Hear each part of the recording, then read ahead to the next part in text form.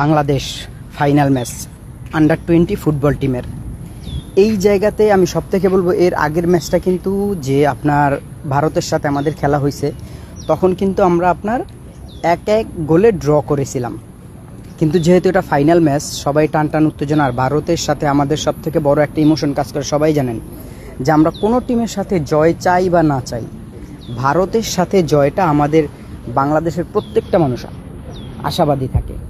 তাই এখানে সবথেকে বড় ইম্পর্টেন্ট যে কাজটা করতে হবে বাংলাদেশ ফুটবল ফেডারেশনের, গতকালকে আপনারা দেখেছেন যে ডেকনাল সোলেমান যে 8 মিনিট খেলেছে, তার খেলার ধরনটা আপনারা দেখছেন। কিন্তু শুধু ভালো বললেও ভুল হবে, মানে অতুলনীয়, খুব ভালো খেলছে।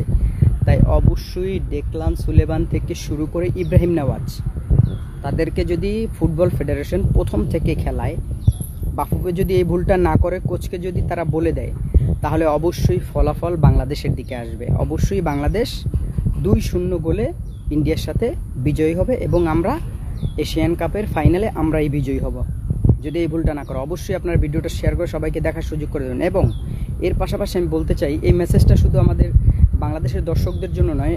আপনারা দেখছেন মালদ্বীপে খেলা দেখতে গেছে বাংলাদেশের দর্শকরা প্রচুর সাপোর্ট করছে, যারা প্রবাসী ভাইয়েরা আছে।